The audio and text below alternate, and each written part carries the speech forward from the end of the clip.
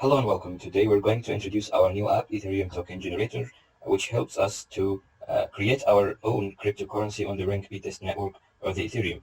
Our video will be divided into two parts. In the first part, we're going to see how to use this app to deploy our ERC20 or ERC721 contract. And in the second part, we're going to see how to cope or to deal with these contracts after deployment, how to call their methods.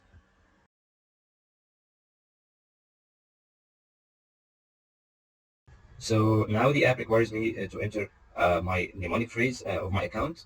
So I have it on my clipboard, so I paste it and I click on sign in. Now the app will use this account that I've entered in all my upcoming activities. We can see here that it shows me all the contracts that I have previously deployed on the Ring test network. This is my only contract that I have deployed.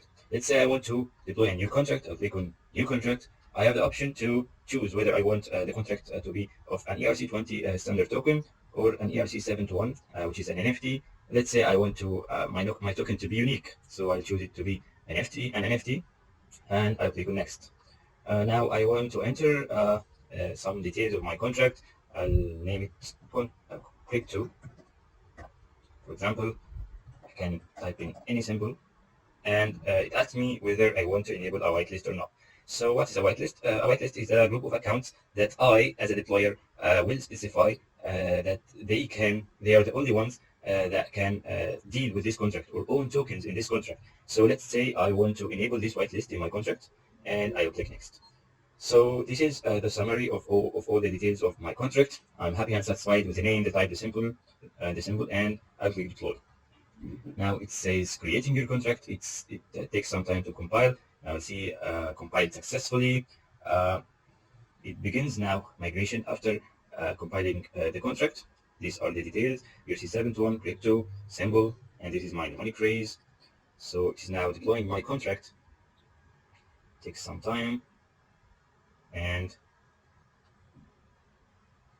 yes, now I think it's over. Yes, this is the transaction hash of the transaction in which the contract was deployed, and we can see here that these are all the details of the contract that was deployed. This is a contract address. This is a block number of the transaction, the block timestamp, and so on. This is the gas price, and this is the total cost of my transaction.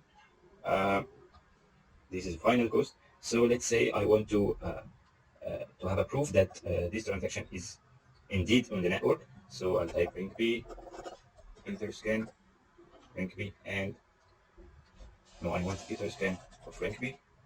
So I'll paste the transaction hash and I'll click on search. And indeed, this is the transaction of creating my new contract. And this is the same contract address that I have. So I'll return and I'll refresh my app.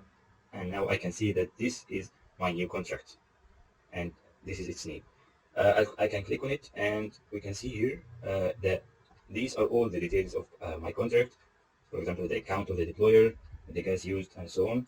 And these are all the available methods that I can call in the contract.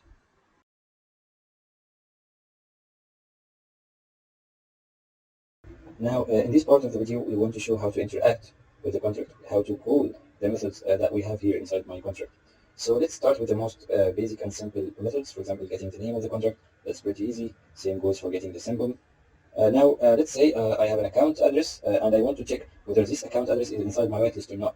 So I'll get my account address from my MetaMask. Let's say I want account 3. I'll copy it. I'll paste it here and call the method. And it says no, this account has no right to interact with the contract and own token inside it. So let's say I want to add it. I'll paste the account address here and click call. And this is the transaction, the hash of the transaction in which this account is added to the whitelist. Let's say I want to check that it is indeed added to the list. I'll paste it again and check, call the method. Maybe it takes some time. I'll call it. Now it says true. It has been added to my whitelist. Now, let's say that I have a beautiful artwork, or I want to create my own cryptocurrency inside my contract. We have a special method for doing this, which is called award item. It takes two parameters. The first parameter is the address of the account that I wanted to own this cryptocurrency. Let's say that I have a special account here. which I actually use to create this contract or deploy it, which is account one. Its address begins with DDC. This is my special account. I'll paste it here, and I'll enter my URI and call it. And this is a transaction hash. Now, my token has been added to my contract. I want to make sure. Let's say I have here a method called own tokens. It takes the address of the account and it displays the tokens that it owns. This is my special account. I'll call it, and it owns the token with ID number one. So another method to verify my transaction, owner of the token with ID one. I'll call it, and this is my special address. So now let's say that I have a close friend in the network, and I want to give him the right to transfer my token on behalf of me. So we have a special method for doing this, which is called approve to. It takes the address of my friend's account and the ID of the token that I own. So, but first of all, yeah, let's add the address of my friend's account.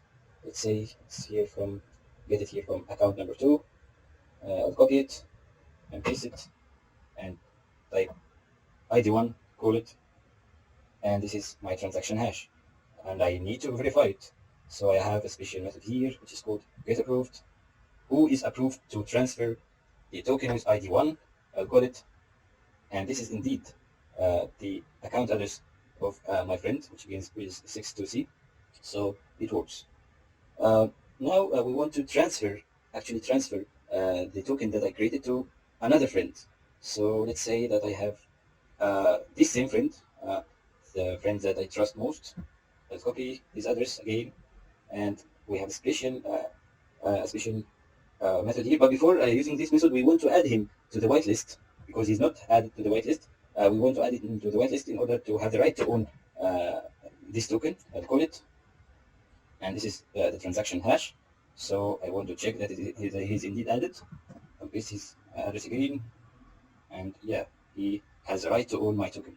I can now use the method user transfer from. I'll type in my address, which begins with DDC, a special address, my the address of my friend's account, and the ID, and click call, and here we go.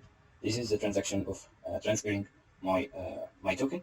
So let's say who is now the owner of my token, which has ID1.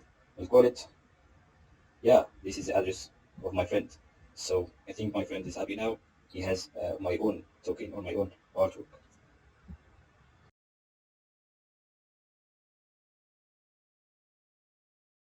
Now I want to show you the last thing here is that I also have the option to create an ERC20 token, which is a standard token, not a non-fungible token, which means that I can create multiple tokens of the same type. So if I click next, I'll also have a name, symbol, and whether I want to enable whitelist. But the only difference is that I have an option to type in the total supply of this token because I have the right to create multiple tokens of the same type. Hope you've enjoyed the video and thank you for watching.